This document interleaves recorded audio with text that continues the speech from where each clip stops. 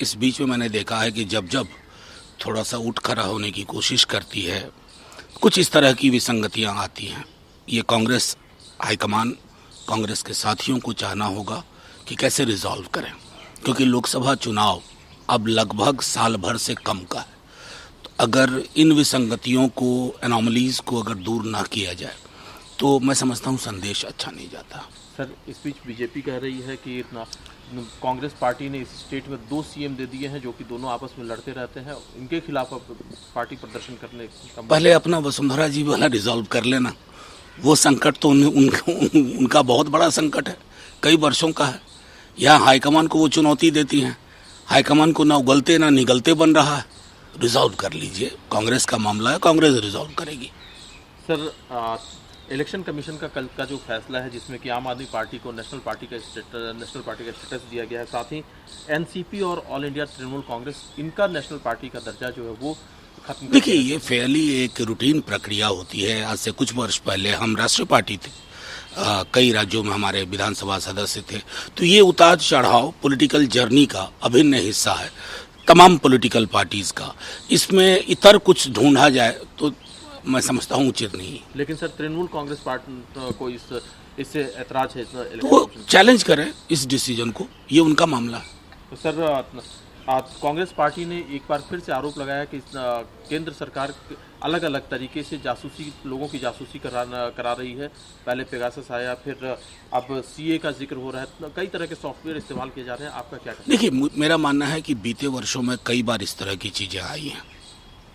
मैं आपको ईमानदारी से कहूं, कई भाजपा में भी मित्र हैं, जब कॉल करते हैं तो कहते हैं यार सुनो, सिग्नल से करता हूं, ये टैप होता है। जिस देश में ये आम बोलचाल की भाषा में शामिल हो जाए, आपके भी लोग डरने लगे, तो चिंता होना चाहिए। आपको भी होनी चाहिए चिंता, और लोगों को भी होनी चाहिए, क्योंकि डेमोक्रेसी और इस तरह की स्नूपिंग का विरोधाभासी चरित्र है।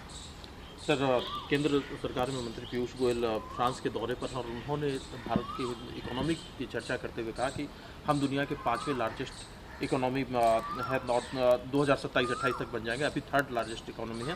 और उनका ये कहना है कि 2047 में जब 100 साल आज़ादी के पूरे होंगे तो हमारी इकोनॉमी 30 से 35 ट्रिलियन डॉलर की होगी। नहीं, बिल्कुल हो। इकोनॉमी को कैसे देखते हैं? थाली में नहीं देखते हैं, रोजगार में नहीं देखते हैं, महंगाई में नहीं देखते हैं। ये अब 5 ट्रिलियन, 6 ट्रिलियन, 7 ट्रिलियन, ये कहाँ होता है साहब? गरीब की थाली में तो नहीं हो रहा।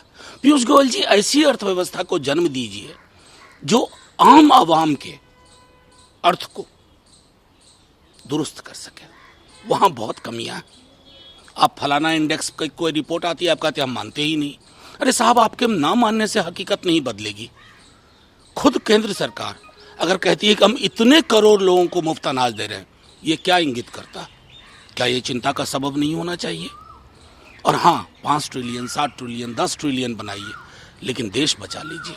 देश में अलग अलग हिस्सों में, लोगों के बीच में, कौमों के बीच में, जातियों के बीच में जो दीवारें हैं ना, वो नुकीली होती जा रही। सर, जो आप सवाल उठा रहे हैं, ये सवाल पश्चिम के कई देश भी अक्सर उठाते हैं। जो इंडेक्स की बात होती है उसको उस पर भी चर्चा यहाँ पर होती है। वित्त मंत्री निर्मला सीतारमण अमेरिका के दौरे पर हैं, वहाँ पर उन्होंने मुस्लिम पॉपुलेशन को लेकर के जो एक परसेप्शन है उसको उन्होंने कहा है कि ये नेगेटिव परसेप्शन बनाया जाता है, जबकि हिंदुस्तान दूसरा लार्जेस्ट पॉपुलेशन वाला, मुस्लिम पॉपुलेशन वाला देश है और यहाँ पर जितनी सुविधाएँ दी जाती है पड़ोस के पाकिस्तान में खुद देख सकता है ना दुनिया का कोई भी देश।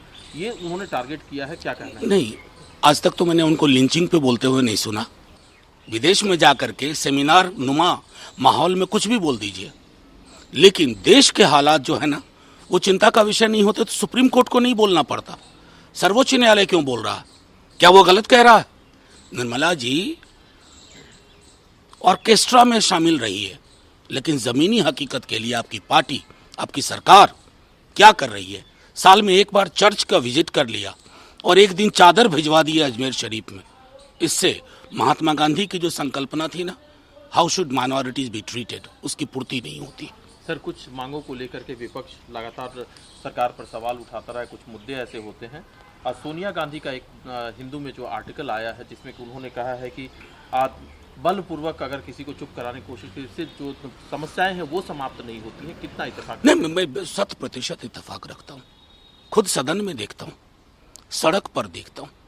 एक छात्र एक सवाल पूछता है, उसको विश्वविद्यालय से निकाल दिया जाता है। एक पत्रकार ने अगर अनकंफर्टेबल सवाल पूछ लिया तो उसको यूएपीए में डाल दिया। उसके बाद तो कुछ कहने को बचता ही नहीं है। प्रत्यक्षम किम प्रमाणम।